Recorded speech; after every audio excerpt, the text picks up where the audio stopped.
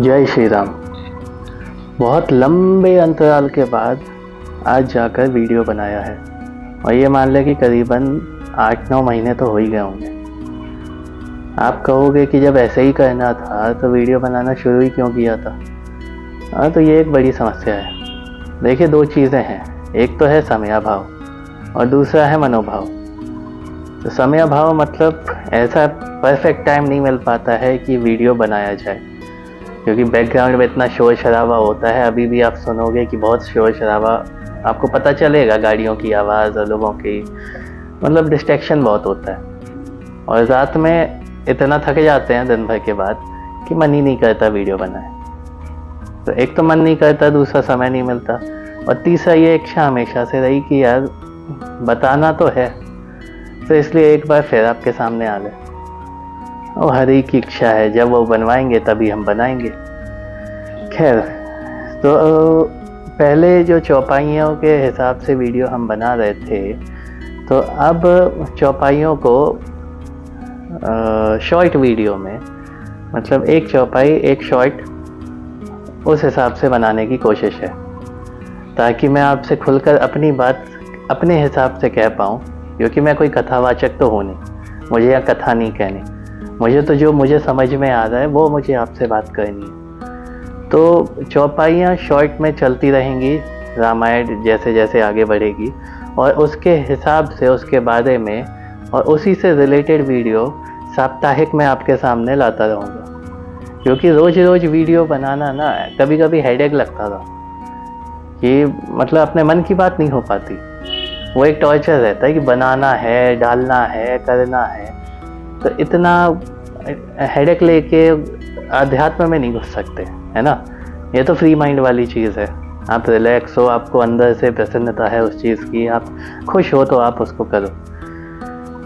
तो अब हफ्ते में एक वीडियो, और जो भूल चूक हो उसके लिए क्षमा, और मेरी बातें अगर आपको नहीं पसंद आए तो उसके लिए भी क्षमा, क्योंकि ये मेरा खुद का जो भी थोड़ा बड़ा अनुभव है और जो आध्यात्म को लेकर समझ है, उसके हिसाब से इसको कहने की कोशिश रहेगी।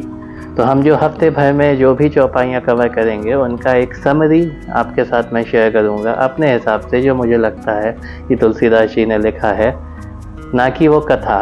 क्योंकि कथा तो हम सब जानते हैं, आप सबको पता है राम जी की पूरी लाइफ में क्या हुआ और कौन कौन क्या क्या था, किस किस का क्या क्या उद्देश्य था। मेरा उद्देश्य बस इस चैनल पे ये था कि हम जो चौपाई कवर कर रहे हैं, जो तुलसीदास जी ने लिखा है, वो कहना क्या चाहते थे एग्जैक्टली। देखिए, बहुत हॉर्न तो बजते रहेंगे, अब हॉर्न की आदत मुझे भी डालनी पड़ेगी, अब आपको भी डालनी पड़ेगी। कोशिश करूँगा ये थोड़ा सा म्यूट हो जाए, मतलब पता नहीं बैकग्राउंड नॉइज़ क्या होता है। क्या ठीक है।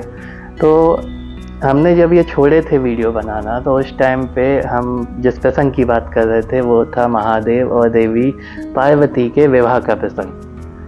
और उस टाइम पर, मतलब 8-9 महीने पहले या 10 महीने पहले जब हमने ये शुरू किया था, उस टाइम पे था कि महादेव की बारात प्रस्थान कर रही है देवी पार्वती जी के घर के लिए, और शादी के लिए सब हंसी खुशी तैयार हो गए।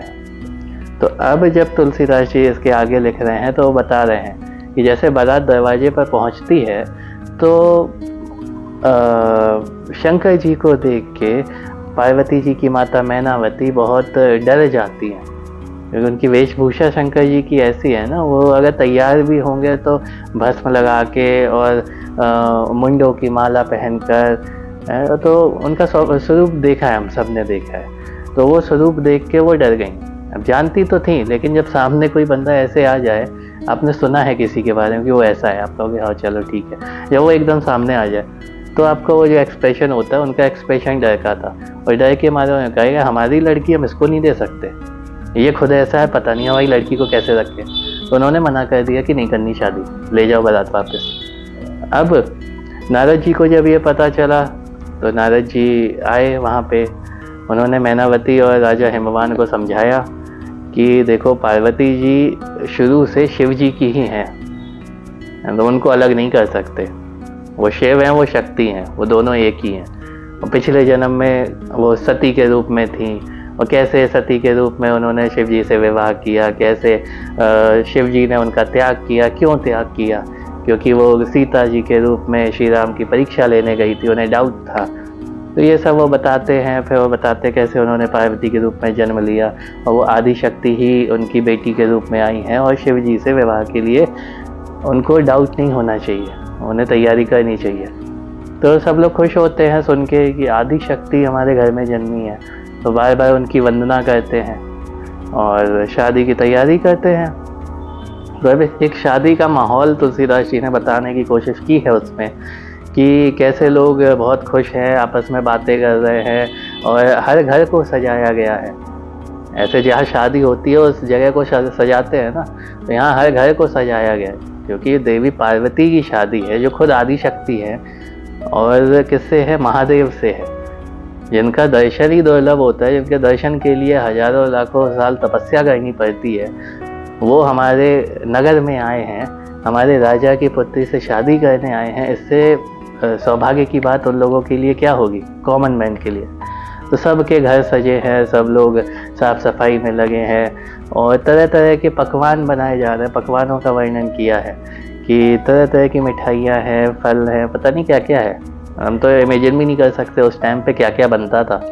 56 भोग, 108 भोग, आप जो समझ लो। इतनी वैरायटी कि आप देख के थक जाओ, ख़त्म ना हो। जो भी पाक शास्त्र जो है, और पाक शास्त्र के हिसाब से जो कुछ भी बन सकता है वो सब बनाया है। तो अब ये सब बनाया है, सब तैयारियां हैं। बारात को बुलाया गया खाने के लिए।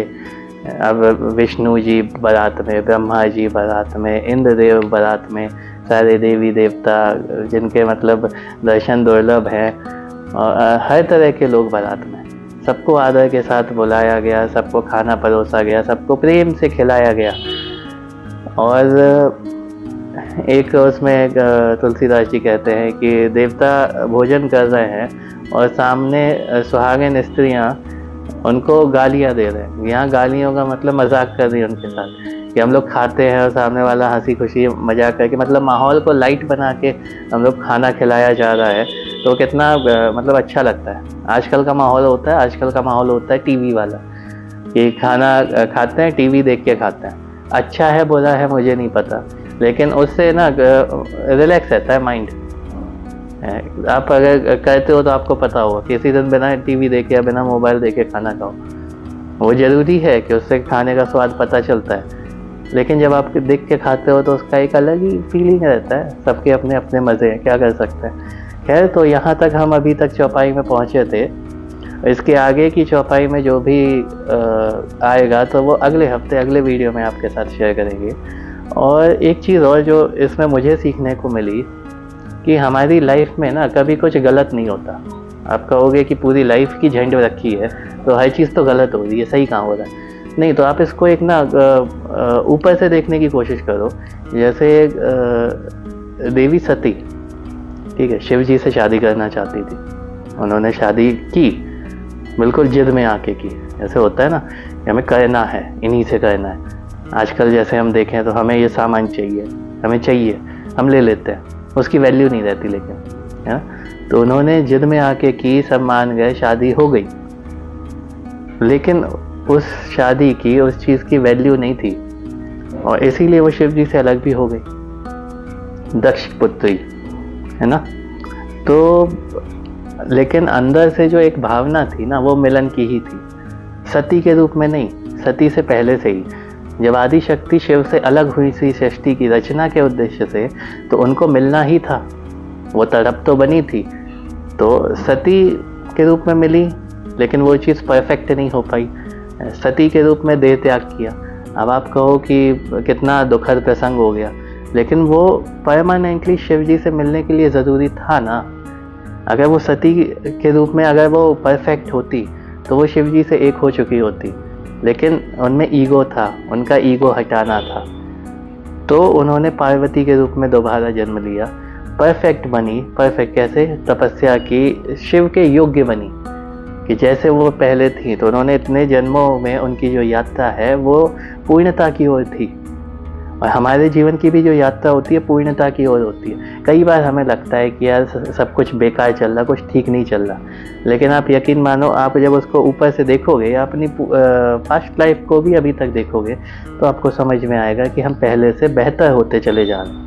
इस जीवन में नहीं, अगले जीवन में सही, वो हमें नहीं जानकारी होती, लेकिन हम अपनी इच्छाओं के अनुरूप ही जीवन जीते हैं। आपके जीवन में कुछ बुरा है तो वो इसलिए है कि आप डरते हो, आपको भय है कि आपके पास जो है वो चला ना जाए, कुछ नुकसान ना हो जाए, कुछ हो ना जाए, ये ना हो जाए, वो ना हो जाए, होता है ना। तो जब हम ऐसी सोच रखेंगे तो जीवन में यही सब होगा। हम अच्छा सोचेंगे तो अच्छा ही होगा, और हमारी जो इच्छा है आज नहीं तो कल वो पूरी होगी, इस जीवन में नहीं तो अगले जीवन में पूरी होगी, ये भरोसा होता ही है और होना ही चाहिए। मिलते हैं अगले वीडियो में।